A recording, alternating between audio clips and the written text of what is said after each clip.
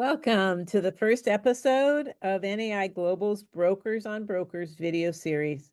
I'm Tina LaMonica with NAI Capital in Pasadena, and I'm Executive VP, and I'm an office broker here in the greater Los Angeles area. And with me is Laurel Lewis from Phoenix, Arizona. Hi, Tina. Good to see you Hi, again. Laurel. Laurel Lewis, NAI Horizon in the Phoenix market. I'm an office broker. Been doing it a very long time, and I focus on tenant rep. Hey, Tina, I know we've both been doing it a long time. What was your actual first job?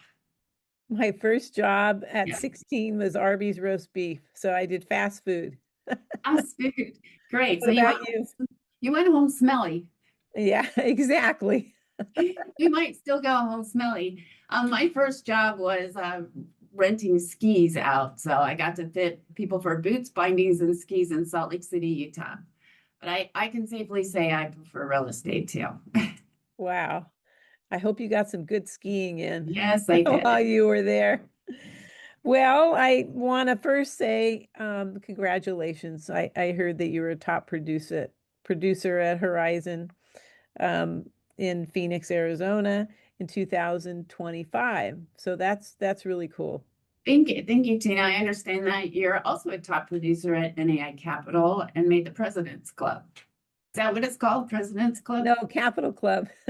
Club. Okay, you made the Capital Club. Congratulations. Thank you. Thank you.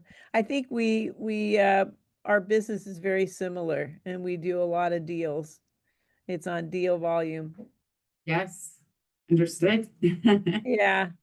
And most of my deals, believe it or not, are referrals, which is a really interesting way to get business. I don't do any cold calling, so that's unusual. Brokers Oh, usually have to continue to cold call. I think that speaks to your time in the business and how well you treat your clients. So you do have a funny story. Funny that turned out really great, actually. So funny story, and you started out cold calling, and then how it turned out, I think 15 years later. Talk to us about the Indian consulate deal. Of course. I got a call last February from a couple who do business consulting, and they called me to ask for help with the Consulate General's office in Los Angeles, a new office that they wanted to put. And it is a really funny story because this couple I cold called 15 years ago and went into their office and tried to talk to them. They're on the phone. They shooed me away. I came back 15 minutes later and they locked the door. So they locked me out of their office.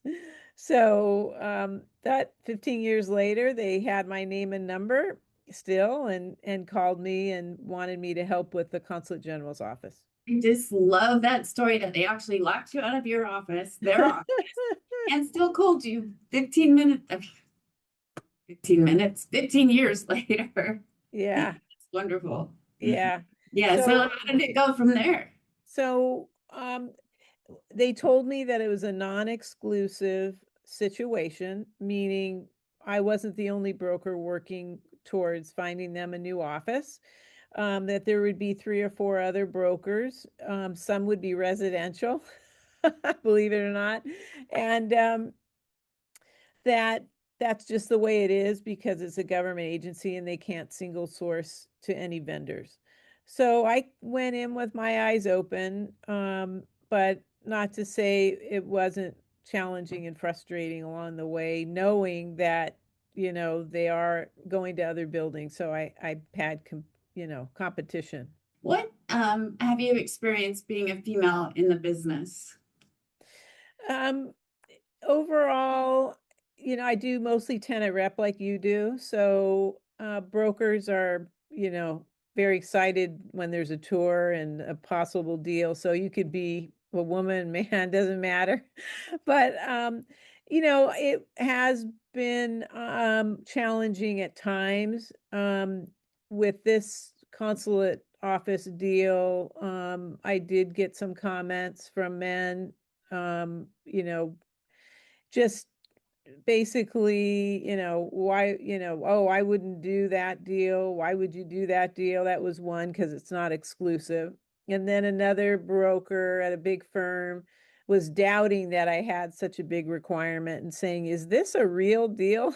You know? Oh, well, So your experience in the industry, I think, covers that. So you yeah, up with so I did credibility. get a couple of negative comments, but I just stuck with it. I worked hard.